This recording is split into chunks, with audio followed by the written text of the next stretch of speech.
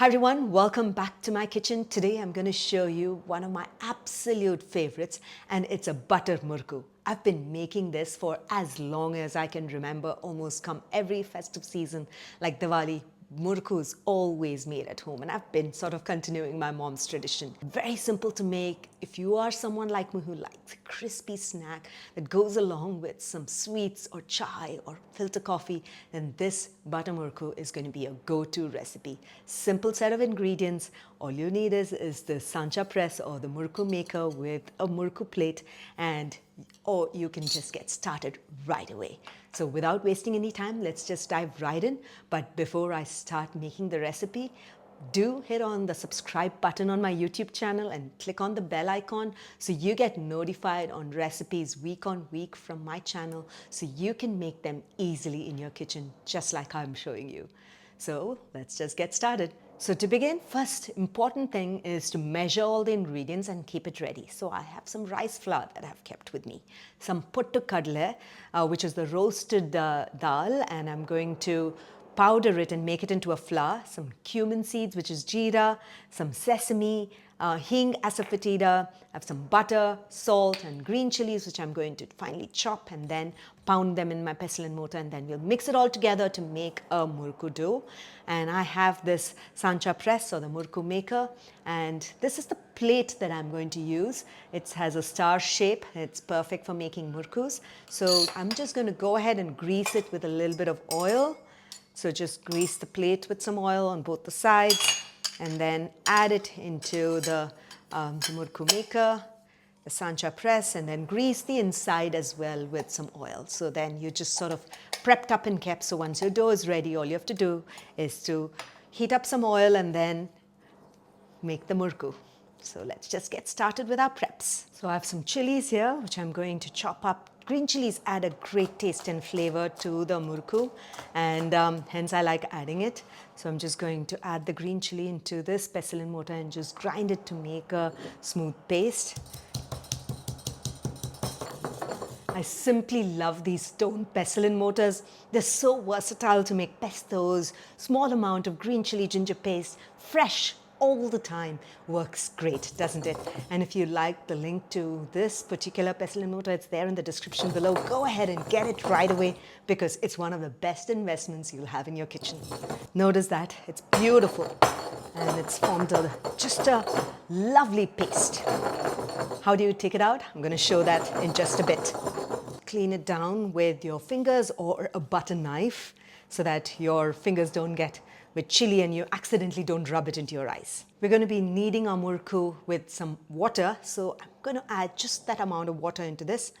Just rinse your hand quickly and just a little bit of water into this, and rinse the sides, and your green chili water is ready. Next, I'm going to go ahead and add in the Butter Chakli into my mixer grinder and make a flour out of this. And that's it. The flour is ready, and next is to make the dough for the murukku. So I always like to use a measuring cup to measure my flours, and that's rice flour there. To this, my Butter Chakli flour, salt, some till seeds, cumin, and we'll mix all the dry ingredients first. And then I'm going to add in the butter, and we're going to mix up the butter into the flour until it has some coarse crumb texture. Okay, this looks just about right. When you hold the murukku flour like that, it'll hold together very lightly and not too much. You don't want it to have too much butter, just the right amount of butter. What I've shared with you is what you need to do. Great. To this, I'm going to go ahead and add in the green chili water. Then we're going to add in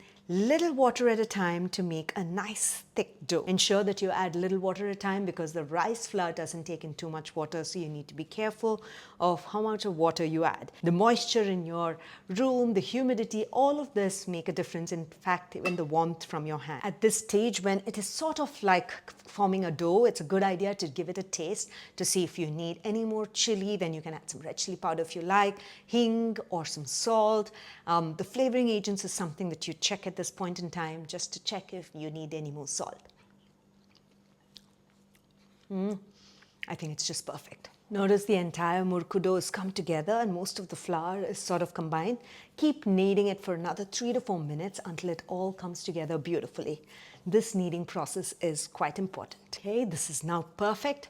Now I'm going to cover this for about 10 minutes and then preheat our oil for making the murukkus. And while it is preheating, I'm going to share the steps of how to make the murukku on a foil ahead of time. The way I like to make murukku is to pre-shape them into small cut foils and then slide it into the hot oil because it's easy rather than making murukku right up the oil, right? So because it can burn your hand and it can become very hot and you might not get the right shape. So now I'm going to go ahead and grease these foils with oil so it slides out very easily when we drop the murukkus into the hot oil for deep frying.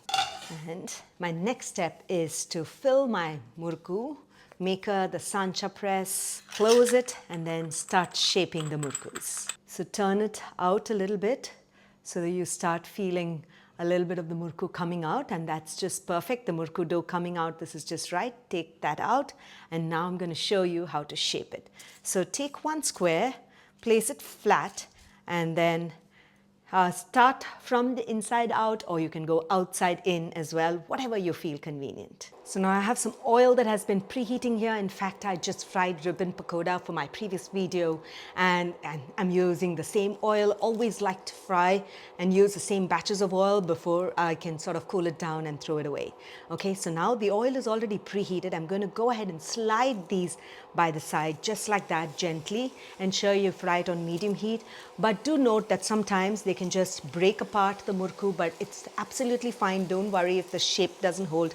Like some of them right there would just happen like that, but it will still taste great. Okay, and fry them in small batches on medium heat until it becomes nice golden brown and crisp on medium high heat. And once it becomes lightly golden in color, you have to take it out, and if it's crisp, because it'll start getting browner while it is on the outside as well. So gently just keep moving it around so that it gets fried evenly. Notice after about 3 to 4 minutes, the murukkus are perfectly browned and crisp.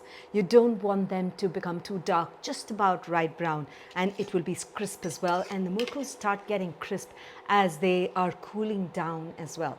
So ensure you drain it in paper towels so that it drains out the excess oil. And then we'll keep frying the remaining batches and keep making more murukkus by shaping them in the foils until all of this is done. I can't wait to taste it. So now that looks like a great batch of murukku, doesn't it? The crispy murukku, which is delicious tasting, perfect brown color, and trust me, the cumin seeds, the hing, and all those spices that we added are just brilliant. Let's just give it a taste and taste the crunch.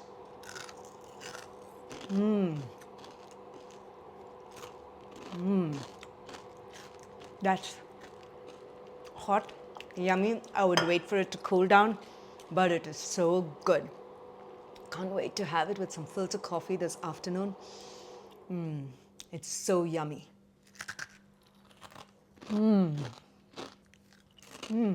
Absolutely yummy. You must try this. So how did you like this recipe? Wasn't that simple? Just learning those simple tips and tricks and techniques of how to sort of roll the murukku on that foil and then sliding it under the oil. Those are the tips that you have to remember, and the flavors that go into the murukku. Do give this recipe a try, and when you do, don't forget to share your feedback in the comments below, because I'll always be looking to hear back from you. And don't forget to subscribe to my YouTube channel by clicking on the subscribe button and hitting the bell icon, because only then you will get notified from recipes week on what I publish in my kitchen. So until then, until next time, happy cooking and healthy eating.